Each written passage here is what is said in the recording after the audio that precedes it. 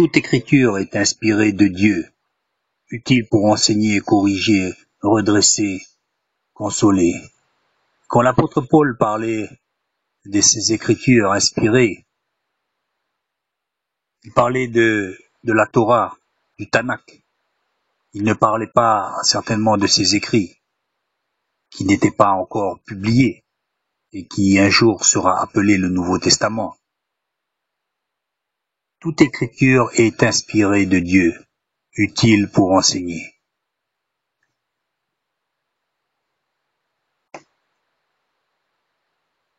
Mais alors, aujourd'hui, où sont les Écritures?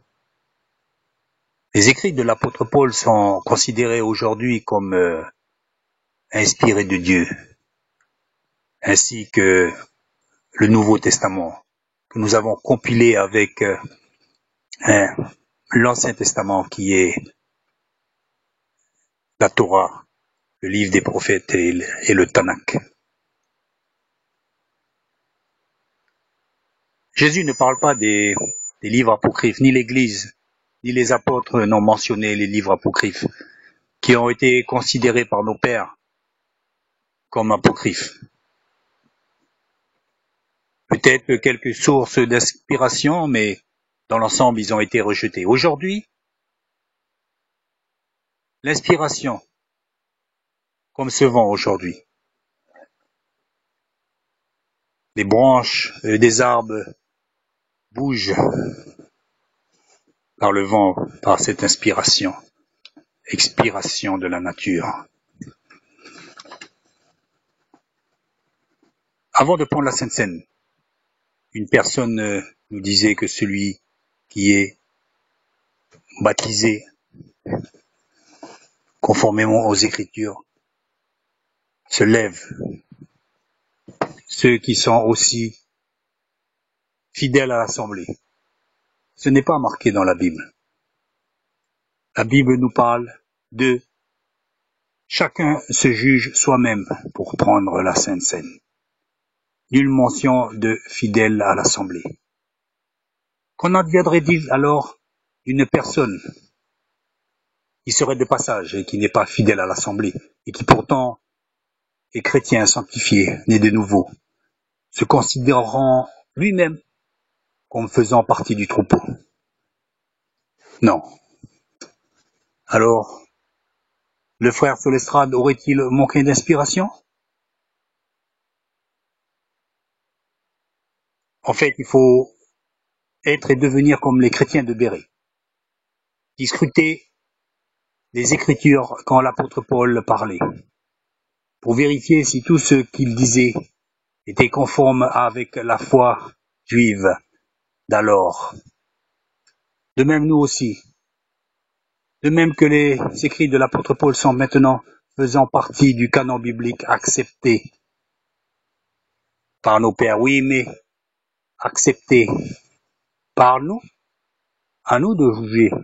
Nous avons un droit de regard. Nous ne sommes pas là pour accepter ce que les autres ont considéré comme valable dans les temps jadis. Chacun doit se faire sa propre opinion. Ce n'est pas le plan de Dieu que d'accepter ce que les autres ont accepté. Le plan de Dieu est ce que nous-mêmes nous considérions les choses comme fausses ou valables, par notre propre opinion. Le propre souffle de Dieu qui viendra en nous pour compléter notre inspiration et notre jugement, notre discernement. Nous ne sommes pas des gobeurs bibliques. Je le rappelle. Alors qu'on voulait lapider la femme adultère, le Christ mentionna que celui qui est sans péché prenne la première pierre. Où est-ce qu'on trouve un tel verset dans la Torah? Que celui qui est sans péché jette la première pierre. En fait, nulle mention de ce verset. C'est une parole inspirée. Pour en résumer, nous ne devons pas conduire notre vie, notre conduite par des versets qui étaient valables jadis et qui ne le sont pas forcément aujourd'hui. Les Juifs auraient pu dire, tu peux dire ce que tu veux, la Bible nous dit de lapider de telle femme. Qu'aurait-il fait? Qu'aurait-il dit? Pourtant, rien de cela. Les Juifs se sont rangés, peut-être involontairement à son avis, mais ils sont partis, en commençant par les plus grands. Leur conscience certainement les condamnant, mais voilà.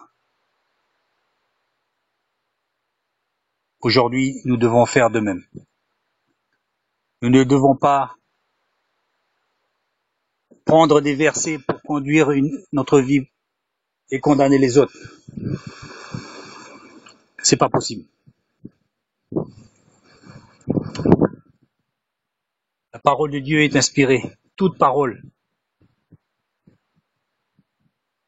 Les apôtres ont été inspirés. Les écrits de l'apôtre Paul ont été inspirés.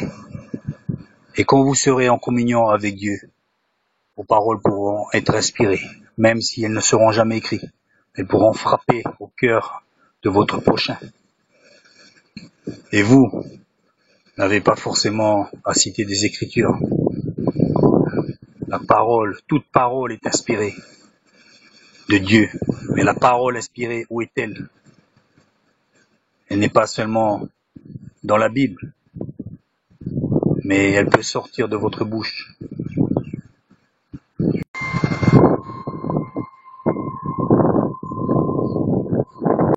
Vous savez, des fois, vous faites des bonnes actions, et puis les gens, ils disent, purée, mais comment ça se fait que tu fais ça, là? T'as une religion ou quoi, etc. Puis on va leur dire, oui, voilà, moi, je suis dans telle religion, je crois en Dieu. Ah oui, ok. Super. Le problème, c'est qu'il y a des personnes qui sont pas dans les églises, mais qui font la même chose. Vous voyez? Vous n'avez pas remarqué? Tiens, tu veux boire un café? Ah, mais je t'amène chez toi si tu veux. T'as pas de voiture? Ben, je t'amène. Ces gens-là ne sont pas chrétiens. Alors, où est la différence? Dis-moi où est la différence. Les repères aujourd'hui sont changés. Maintenant, le commun des mortels est habitué à faire du bien. À tous, évidemment. Une parole de Jésus. Si votre justice ne surpasse pas celle des pharisiens, vous n'entrerez pas dans le royaume de Dieu. Et le problème, vous savez, c'est ça. C'est que nous, des fois, le dimanche, on fait des agapés. On fait des brochettes. Et peut-être qu'on se colle une étiquette d'enfant de Dieu. Mais le problème, c'est que le club de boules, le club des cyclistes, les kiwanis, etc., font de même. Ils font des repas, des collectes pour venir aux démunis. Où est la différence? Mes frères, où est la différence?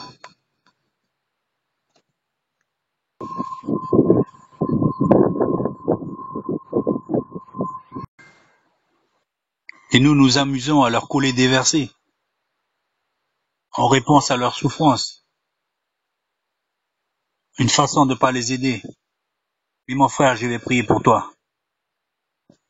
Les laissant seuls avec leurs problèmes de loyer, de nourriture, de besoins financiers, ponctuels ou permanents. Oui, frère, je vais prier pour toi. Leur citant quelques versets pour les récompenser d'avoir voulu partager leurs problèmes. Et nous prenons les gens pour qui, là? Le frère que tu as renvoyé, c'était Jésus lui-même. Tu t'es évertué à lui dire des versets qu'il connaît déjà. N'as-tu rien d'autre pour lui? N'as-tu rien d'autre pour le Christ? Pour ton frère qui est assis à côté de toi à l'église ou dans le métro? N'as-tu rien d'autre à lui dire que lui citer des versets réchauffés au micro-ondes?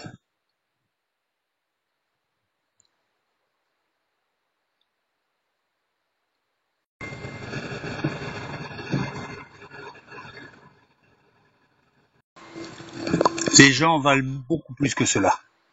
Rappelez-vous le Christ. quand les apôtres voulaient renvoyer la foule. Il leur dit, nourrissez-les vous-même. Quel problème ce fut. Quel problème ce fut alors et ce fut aujourd'hui. Et comment on va faire? C'est simple. Tous les dimanches, vous avez la quête. Ne cherchez pas plus loin. Donnez. Donnez pendant qu'il en est temps. Donnez avant que le jugement ne commence par l'Église. Donnez et donnez vite, parce que cet argent ne vous appartient pas. Il ne vous appartient pas, et pourtant vous le destinez à des gens qui n'en méritaient pas tant. Et vous vous permettez de laisser les gens sur le bord de la route, chrétiens ou pas. On parle ici de votre prochain. Qui est mon prochain? Je vous laisse répondre. Ne jouez pas avec cet argent. Il n'est pas destiné à engraisser qui que ce soit, mais bien plutôt à notre prochain. Faites vite, ne jouez pas, c'est pas votre argent. C'est pas votre argent. Cet argent est destiné pour la bienfaisance. Faites attention. Ne le dispensez pas de manière injustifiée, inutile et contre la volonté de Dieu. Nous aurons des comptes à rendre. Agissez promptement et dans le temps. Agissez aujourd'hui. Agissez maintenant.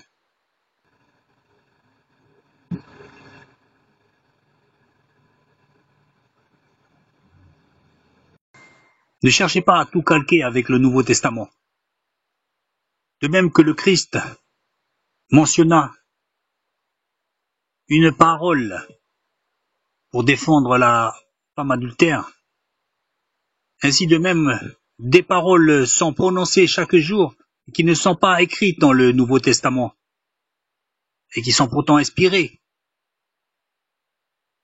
Alors la Bible nous dit, Dieu parle d'une manière et tantôt d'une autre, et l'homme n'y prend pas garde. Ah, il dit des choses, mais c'est pas dans la Bible, c'est pas. Mais ça vient de Dieu, mes frères, ça vient de Dieu. Un païen, un âne, un escargot peut vous enseigner. Vous parlez de la part de Dieu, mais l'homme n'y prend pas garde. Dieu parle tantôt d'une manière, tantôt d'une autre. Tantôt d'une manière, tantôt d'une autre. Ces branches d'arbres sans feuilles nous parlent aussi. La parole de Dieu est partout, pas seulement dans le Tanakh ou dans le Nouveau Testament, pas seulement dans l'Apocalypse ou dans le livre de Daniel. La parole de Dieu est partout. Sachez la lire. Sachez la lire.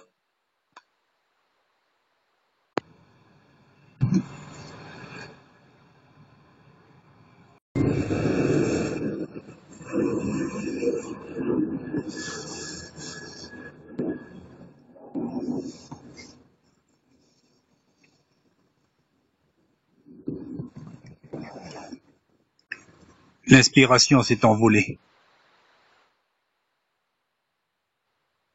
Évitons de servir des versets à dîner.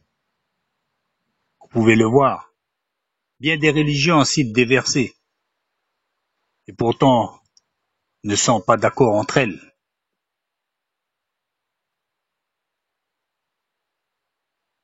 Cherchons plutôt un verset inspiré dans nos cœurs. Une parole inspirée, dite à propos. Une parole de logique venant de Dieu.